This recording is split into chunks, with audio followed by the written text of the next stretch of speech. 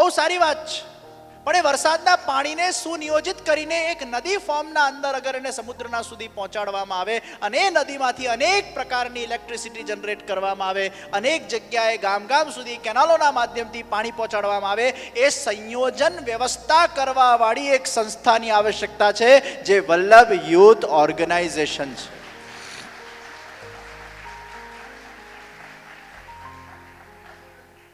એ પડેલા પાણીને સંયોજિત કરવાનું છે, વિખરાયેલા વૈષ્ણવોને સંગઠિત કરવાના છે, વિખરાયેલા મોતીઓને ભેગા કરીને એક સુંદર માળા શ્રીનાથજી બાબાના એ શ્રીઅંગ ઉપર ધરાવવાની છે. આ આપણો પ્રયાસ છે. અને મને નિશ્ચિત વિશ્વાસ છે, જો કોઈ પણ નવી વસ્તુ આવે ને એને એક્સેપ્ટ કરવું ઘણીવાર આપણા માટે કઠિન છે. નવા સેન્ડલે ખૂંચતા. विवायो एक नई विचारधारा. अभी तक हम समुदाय में एक ग्लोबल विचारधारा वाले कंसेप्ट को ग्राह्य करने में नहीं आया था, तो ચોક્કસ અમુક લોકોને તકલીફ થાય. પણ આજે અગર વિશ્વ ફલક ઉપર વૈષ્ણવ સંપ્રદાયનો પ્રચાર અને વિકાસ કરવો હશે તો એક આધ્યાત્મિક નેતૃત્વ જોઈશે. બીજી જેટલી પણ સ્પિરિચ્યુઅલ ઓર્ગેનાઇઝેશન વિશ્વભરના અંદર વિશ્વ ફલકના ઉપર આગળ વધી એમાં એક સ્પિરિચ્યુઅલ નેતૃત્વ હોય છે. એમ આપણા સંપ્રદાયમાં પણ એક સ્પિરિચ્યુઅલ નેતૃત્વની આવશ્યકતા હતી. એ વલ્લભાધીશ મહાપ્રભુજી આપણા આદિ ગુરુ છે, અને એ વલ્લભાધીશ મહાપ્રભુજીએ જેને આ જવાબદારી સોંપી હોય, જેને આ નેતૃત્વ સોંપ્યું હોય, એ નેતૃત્વ સાથે જોડાઈને આ સંપ્રદાયના આંતરરાષ્ટ્રીય વિકાસને આગળ વધારવા માટે આપણે બધાએ કટિબદ્ધ બનવાનું છે. એ વિચારધારાથી આપણે કન્વિન્સ થવાનું છે, અને એ વિચારધારાથી કન્વિન્સ થઈને બીજાને કન્વિન્સ કરવાના છે. જરાય નેગેટિવ વાત કરે એની વાતને અનુમોદન નહીં આપો, એની વાતને મહત્વ નહીં આપો. हम एक अच्छी विचारधारा वाली संस्था से जुड़े हुए व्यक्ति हैं. આજે કેટલા બધા લોકોનો આમાં ઉદ્ધાર થશે, કેટલા બધા સેન્ટર્સ બનશે, બાળકોને યુવાનોમાં સંસ્કારોનું સિંચન થશે. આ એક એવું ફાઉન્ડેશન છે. પણ આજે તમને બધાને ખબર છે, ખેદ સાથે કહેવું પડે છે કે હાઈએસ્ટ લોકો આપણામાંથી કેમ બીજે ફંટાયા, કેમ બીજી વિચારધારાઓના અંદર ગયા, એનું સૌથી મહત્ કારણ આવા એક international oriented, unity oriented, network oriented એક ફાઉન્ડેશન ઓર્ગેનાઇઝેશનનો અભાવ હતો, વ્યવસ્થાનો અભાવ હતો. આજે દરેકને કમ્ફર્ટ જોઈએ છે, આયોજન જોઈએ છે, વ્યવસ્થા જોઈએ છે.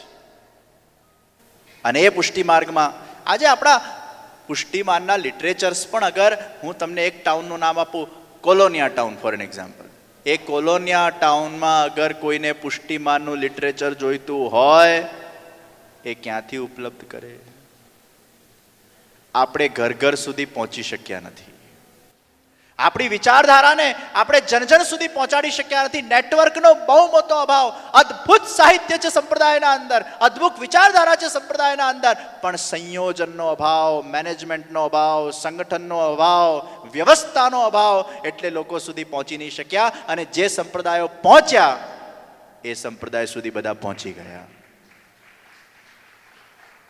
જે સંપ્રદાયો પહોંચ્યા ત્યાં સુધી બધા પહોંચી ગયા. આપણે પહોંચી નથી શક્યા. એ પાણીને, નદીના પાણીને, એ વરસાદના પાણીને નદી ફોર્મ કરીને એક સરસ કેનાલો બનાવીને દરેક ખેતર સુધી આપણું પાણી પહોંચે એ પ્રકારની વ્યવસ્થા આખા વિશ્વના અંદર વલ્લભ યુથ ઓર્ગેનાઇઝેશન દ્વારા કરવામાં આવી રહી છે, અને આપણો પ્રયાસ છે. હવે આ ખોટું છે કે સાચું છે? શું આ નહીં થવું જોઈએ? કોઈએ તો ક્રાંતિ લાવવી પડશે, કોઈએ તો નેતૃત્વ આપવું પડશે, કોઈએ તો લીડરશિપ આપવી પડશે.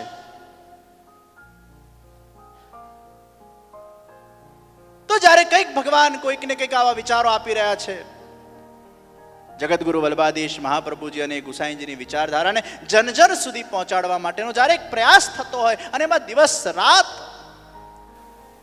જાતને ઘસીને જ્યારે કામ થતું હોય, 4-4 કલાક ઊંઘીને જ્યારે કામ થતું હોય, 9-9 મહિના પ્રવાસ કરીને જ્યારે કામ થતું હોય, પોતાના પરિવારજનોને છોડીને જ્યારે કામ થતું હોય, એમાં એક ભોગ છે.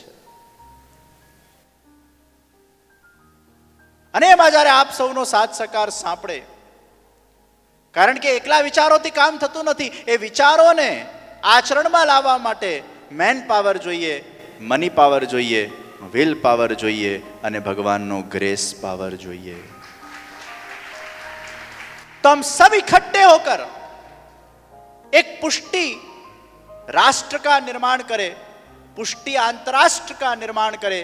जहां जहां पुष्टि मार्ग का जीव हो, वो जीव हमारे इस नेटवर्क के माध्यम से कहीं न कहीं जुड़े और उसके जीवन का भी वो कल्याण करे, सबका कल्याण हो। वो वल्लभाधीश महाप्रभु जी के राह के ऊपर, वो पथ के ऊपर हर एक वो दैवी जीव पथिक बनकर अपने आत्मा का कल्याण करे।